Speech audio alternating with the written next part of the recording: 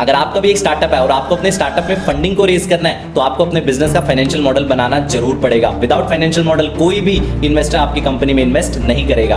आज हम यही सीखेंगे एक्सेल पर कैसे एक कंपनी का फाइनेंशियल मॉडल बनता है। पेन और पेपर लेके बैठना, तभी जाके आपको ये फाइनेंशियल मॉडल का कॉन्सेप्ट क्लियर होगा। दोस्तों, अगर आपको बिजनेस में यूज किए जाने वाले बेसिक टर्म जैसे gross merchandise value, CAC, contribution margin, gross profit, gross margin, इन सभी बेसिक टर्म्स का कोई आइडिया नहीं है, आपको नहीं पता ये क्या होता है, तो सबसे पहले मैं आपको आई बटन में लिंक दे रहा हूं, उस वीडियो को जाके देख ले। उस वीडियो में मैंने इन बेसिक टर्म्स को डिटेल में डिस्कस किया है, इनके मतलब क्या होते हैं विद एग्जांपल। सबसे पहले उस वीडियो को देखिए, उसके बाद फाइनेंशियल मॉडल वाली आज की वीडियो पे आप जाइए। दोस्तों, अब विद इन 10 मिनट्स में मैं आपको ये समझाऊंगा आप भी अपने बिजनेस के लिए फाइनेंशियल मॉडल कैसे बना सकते हो। ये देख रहे हो एक्सेल, ये मैंने एक बिजनेस का फाइनेंशियल मॉडल बनाया। सेम इसी तरह की एक्सेल आप भी कैसे बना सकते हो अपने बिजनेस के लिए, सब कुछ मैं आपको बताऊंगा। ये जो एक्सेल फाइल देख रहे हो ना, इस एक्सेल फाइल का लिंक आपको वीडियो के डिस्क्रिप्शन बॉक्स में भी मिल जाएगा, तो चिंता मत करो, कॉन्सेप्ट की तरफ फोकस करो। चलो, सबसे पहले मैं आपको ये बताता हूँ, ये जो मैंने एक्सेल बनाई है, ये मैंने किस बिजनेस के लिए बनाया है। ये मैंने बनाया है, मान के चलते मेरा एक स्टॉक मार्केट का कोर्स है। इस कोर्स का फीस है 10,000 रुपये, ठीक है। अगर किसी को स्टॉक मार्केट सीखना है तो भाई मेरे इस कोर्स को परचेज़ करो यार, लेकिन 10,000 तो वन टाइम देगा, मुझे तो कस्टमर से रिकरिंग भी कमाना है। तो मैंने यहाँ पे क्या बना दिया, एक सब्सक्रिप्शन प्राइस बना दे 300 रुपये। कस्टमर मुझे 300 रुपये महीना भी देगा। क्यों देगा, उसका क्या फ़ायदा। 300 रुपये महीना अगर कस्टमर मुझे देगा तो हर महीने मैं उसे 5 स्टॉक्स रिकमेंड करूँगा, 5 मल्टी बैगर स्टॉक रिकमेंड करूँगा। तो लोगों को क्या लगेगा, पहले तो मैं स्टॉक मार्केट सीख लेता हूँ, उसके बाद सब्सक्रिप्शन भी 300 रुपये का ही तो सब्सक्रिप्शन है, चलो ये भी ले लेते हैं महीने का, ठीक है। अब समझो ये बिजनेस मॉडल कैसे काम करता है। सबसे पहले मैंने यहाँ पे क्या किया, अप्रैल 2025, मई 2025, ठीक है, पूरे के पूरे मंथ वाइज यहाँ पे मैंने बॉक्स, मंथ वाइज मैंने कॉलम बना दिए, ठीक है। अब यहाँ पे क्या है, ऑर्डर डन या कोर्स सेल, मैंने एज्यूम किया है। देखो, एज्यूम तो आपको कुछ ना कुछ करना ही पड़ेगा ना फाइनेंशियल मॉडल में। अभी तो मेरा बिजनेस स्टार्ट ही नहीं हुआ, मैंने कोर्स बेचना स्टार्ट ही नहीं किया, कोर्स मैंने बनाया ही नहीं है, ठीक है। तो कुछ ना कुछ मुझे एज्यूम करना पड़ेगा। मैंने एज्यूम किया अप्रैल 2025 में 10 लोग मेरे कोर्स को परचेज़ करेंगे, मई में 15 लोग, जून में 22 लोग, जुलाई में 27 लोग, 30 लोग, 32 लोग, ठीक है। मैं एकदम ऐसे नहीं डाल सकता सीधा 10 लोग, सीधा 100 लोग परचेज करेंगे, अगले महीने 500 लोग परचेज। एक रियलिस्टिक नंबर डालना चाहिए आप, ठीक है। चलो, तो यहाँ पे मैंने बता दिया हर महीने कितने लोग मेरे कोर्स को क्या करेंगे, परचेज करेंगे। उसके बाद अगली चीज़, टोटल नंबर ऑफ कस्टमर्स, ठीक है। पहले महीने कितने हो गए, पहले महीने मेरे हो गए 10 कस्टमर्स, ठीक है। दूसरे महीने मेरे कितने हो गए, दूसरे महीने कितने हो गए, 10 पुराने लोग और 15 नए लोग, तो टोटल कितने हो गए, 25। तीसरे महीने कितने नंबर ऑफ कस्टमर्स, भाई पुराने थे 25 में से 22 ऐड ऑन करेंगे तो कितने हो गए, 47। अगले जुलाई में कितने हो गए, 47। तो पिछले महीने के थे, अप्रैल मई जून से टोटल कितने कस्टमर हो गए थे आपके पास, 47 कस्टमर। और जुलाई में कितने नए कस्टमर ऐड ऑन हुए, जुलाई में 27, तो टोटल हो गया 74, ठीक है। तो टोटल नंबर ऑफ कस्टमर्स यहाँ पे मैंने लिखा हुआ है। चलो, टोटल नंबर ऑफ कस्टमर्स का फॉर्मूला क्या है, देखो सिंपल सी बात है, पुराना मतलब टोटल नंबर ऑफ कस्टमर की सिंपल सा फॉर्मूला है, लास्ट मंथ के number of customer, last number के total number of customer, last number के टोटल नंबर ऑफ कस्टमर कितने थे, 25, उसमें ऐड ऑन कर दो इस मंथ जितने भी लोगों ने कोर्स परचेज किया, कितने, 22। जैसे मुझे जुलाई 2025 का क्या निकालना है, नंबर ऑफ कस्टमर, तो भाई जून 2025 के टोटल नंबर ऑफ कस्टमर में प्लस कर दो जुलाई के जितने भी नए लोगों ने परचेज किया, ठीक है। तो ये चीज़ होगी number of customer. Subscription percentage, मैंने क्या यार, अप्रैल में 50% लोग सब्सक्राइब करेंगे, मई में 45%, जून में 40, 35। मैं डालने को तो यहाँ पे ये भी डाल सकता था 100%, भाई रियलिस्टिक नंबर डालो, 50%, 10 में से 5 लोग परचेज कर लेंगे। देखो 50% ऑफ किसका, नंबर ऑफ सेल्स का नहीं, नंबर ऑफ कस्टमर्स का। यहाँ पे मेरे 45% किसका, number of customer, total number of customer कितने, 25 का 45% कितने, 11, ठीक है। अब यहाँ पे ऐसे ही मैंने क्या कहा कि अक्टूबर 2025 में मेरे पास टोटल नंबर ऑफ कस्टमर कितने हो जाएंगे, 175, इसमें से मेरे जो सब्सक्राइब कितने करेंगे, सब्सक्राइब करेंगे कितने, मान के चलते 30% लोग सब्सक्राइब करेंगे। 175 में से 30% लोग सब्सक्राइब कर रहे हैं, मतलब 52 लोग, ठीक है, 52 लोग क्या हो रहे हैं मेरे, 52 लोग सब्सक्राइब कर रहे हैं मेरे 300 रुपये के सब्सक्रिप्शन के लिए, ठीक है। उम्मीद करता हूँ ये पूरा आपको समझ आया होगा, ठीक है। अब ये मैंने क्या बनाई हुई है भाई, यहाँ पे ना एक वो डेसिमल में नंबर आ रहा था, तो मैंने क्या किया, डेसिमल हटा के सीधा सीधा नंबर में, डायरेक्ट नंबर में करते हैं, 11, 18, 29, 36, सिंपल। अब आते हैं अगला, अब आते हैं भाई आखिरकार रेवेन्यू कितना है कंपनी में। ये तो हो गया चलो एजम्पशन की, कितने नंबर ऑफ कोर्स बिके, कितने लोगों ने सब्सक्राइब किया, ये जो सारी बेसिक चीज़ें होगी। अब हम बात करते हैं कि रेवेन्यू कितने हैं। भाई सबसे पहला रेवेन्यू में क्या चीज़ आएगी, कोर्स बेच के आपने कितना कमाया। एक पर्टिकुलर कोर्स की कीमत क्या है, 10,000 रुपये, और अप्रैल मंथ में कितने लोगों ने कोर्स परचेज़ किया, 10 लोगों ने, तो सेल कितनी होगी, 1,00,000 रुपये की सेल होगी। अब मई महीने में कितने लोगों ने कोर्स परचेज़ किया, 15 लोगों ने, और एक कोर्स की कीमत कितनी है, 10,000 रुपये, मतलब 1,50,000 रुपये। और अब बात करते हैं जून मंथ में 22, एक कोर्स की कीमत 10,000, तो 2,20,000। उम्मीद करता हूँ कोर्स सेल आपको समझ आ रही होगी। मैंने कुछ नहीं किया, ये 10,000 को मैंने मल्टीप्लाई कर दिया 10 के साथ, यहाँ पे मैंने 10,000 को मल्टीप्लाई कर दिया 15 के साथ। ये देखो मैंने फॉर्मूला भी यहाँ पे लगाया होगा, ये आप देख सकते हो फॉर्मूला, ठीक है। आगे चलते हैं, ये तो हो गया कोर्स बेच के हमने कितना कमाया। अब हम बात करते हैं सब्सक्रिप्शन रेवेन्यू हमने कितना कमाया, ठीक है। सब्सक्रिप्शन रेवेन्यू, ठीक है, सब्सक्रिप्शन, एक बंदा अगर कोई सब्सक्राइब करता है तो उसे कितना पैसा देना पड़ेगा, उसे देना पड़ेगा भाई, उसे देना पड़ेगा 300 रुपये। और हमने कितने सब्सक्रिप्शन बेचे अप्रैल मंथ में, 5, तो 300 को 5 से मल्टीप्लाई कर दिया, तो हमारे पास क्या रेवेन्यू आ गया भाई, क्या रेवेन्यू आ गया। यहाँ पे मैंने कुछ गड़बड़ किया हुआ है, ये देखो मैंने कुछ गड़बड़ किया हुआ है। 300 को 5 से मल्टीप्लाई करेंगे तो जाहिर सी बात है 1500 रेवेन्यू आना चाहिए। चलो मैं फिर से एक बार कर देता हूँ, 300 multiply by number of subscriber, 1500 आना चाहिए, बिल्कुल सही बात है। उसके बाद 300 को मल्टीप्लाई करूँगा 11 के साथ।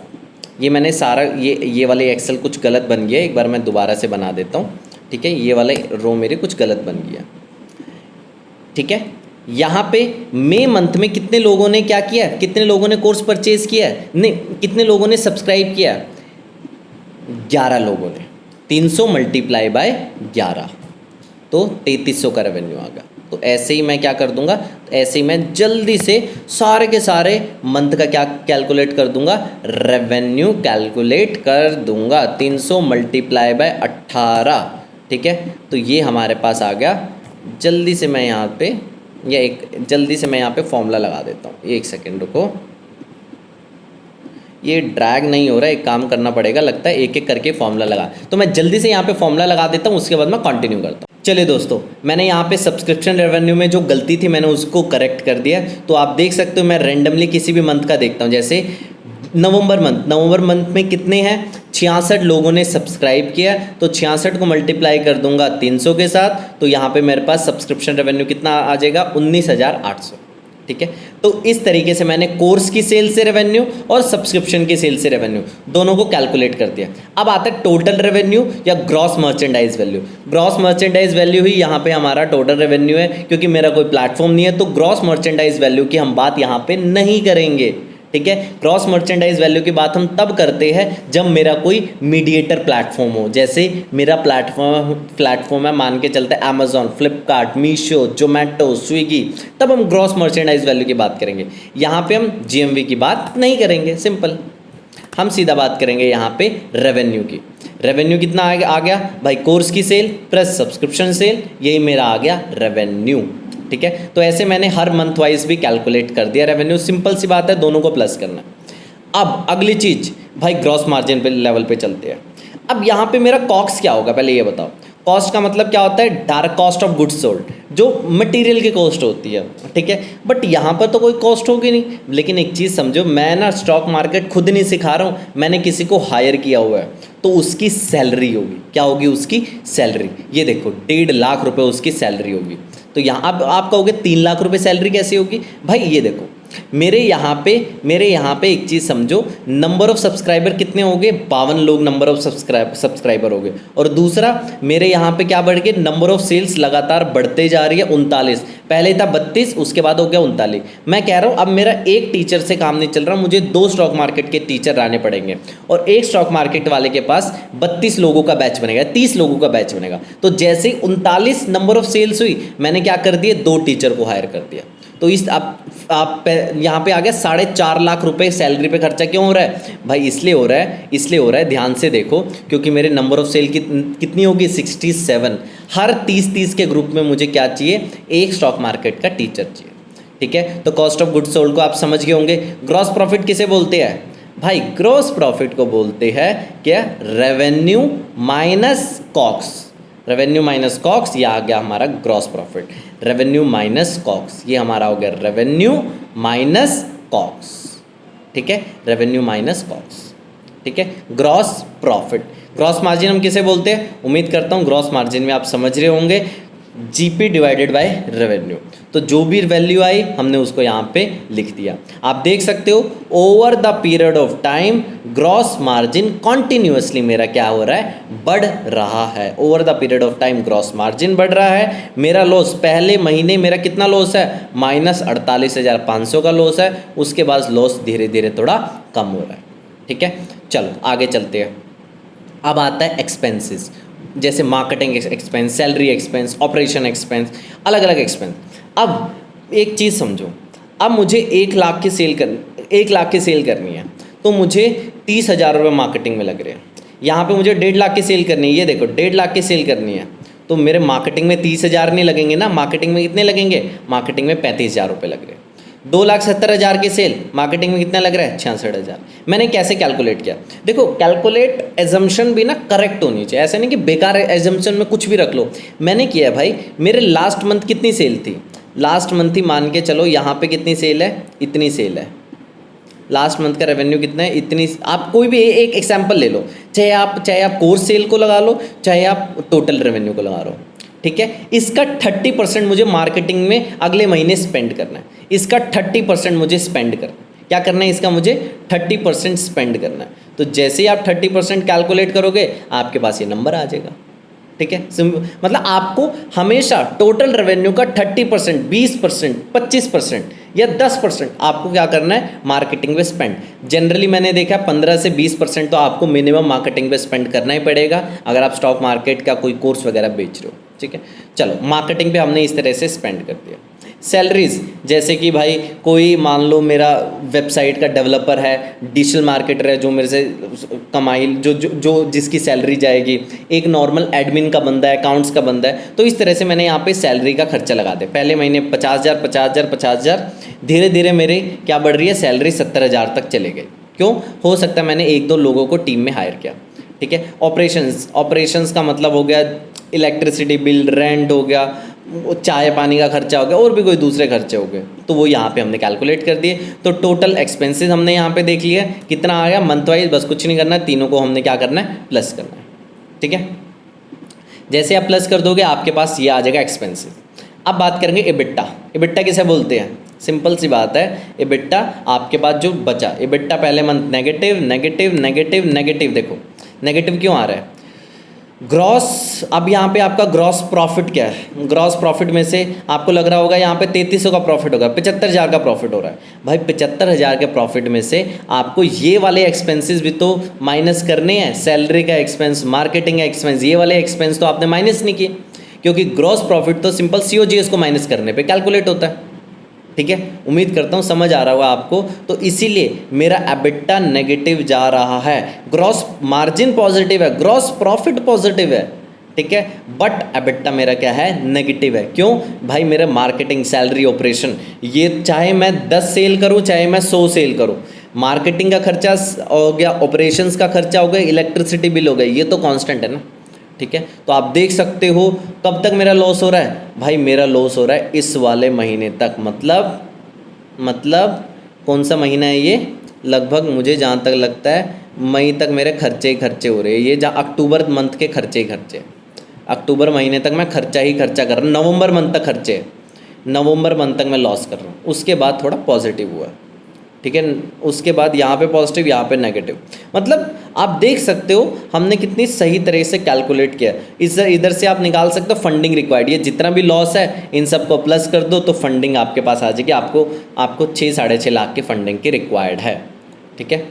अब यहाँ पर मैंने क्या किया हुआ है, full year projection.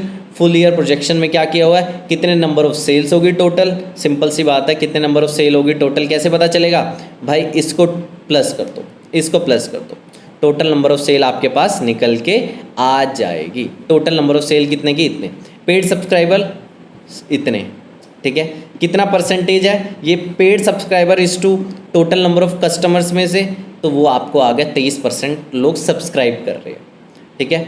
Full year course revenue इतना, फुल ईयर सब्सक्रिप्शन रेवेन्यू इतना, टोटल रेवेन्यू इतना, कॉक्स इतना, ग्रॉस प्रॉफिट इतना, ग्रॉस मार्जिन इतना। तो इस तरह से हमने पूरे फाइनेंशियल मॉडल को कैलकुलेट कर दिया है। उम्मीद करता हूँ ये पूरी की पूरी एक्सेल आपको समझ आई होगी। स्टिल कोई डाउट होता है कमेंट बॉक्स में बताओ, ठीक है। मैं फिर से बता देता हूँ, ग्रॉस प्रॉफिट, ग्रॉस मार्जिन, आप चाहो तो बेसिकली देखो मार्जिन क्या होता है, मार्जिन आप कह सकते हो अब मेरे बिजनेस में इतना मार्जिन है, लेकिन ग्रॉस मार्जिन जब COGS को माइनस करते हैं ना, एज पर माय ओपिनियन कि COGS ना हर प्रोडक्ट, हर SKU वाइज डिफरेंट होता है। तो मैं जनरली मानता हूँ कि ग्रॉस मार्जिन एक कैटेगरी का आप ग्रॉस मार्जिन आप डिफाइन कर सकते हो या एक प्रोडक्ट का ग्रॉस मार्जिन कह सकते हो, बट ऑन अगर आप ऑन कंबाइंड आपके पास 100 कैटेगरी है तो 100 कैटेगरी का हो सकता है किसी का ग्रॉस मार्जिन हो 90 और किसी का ग्रॉस मार्जिन हो 10।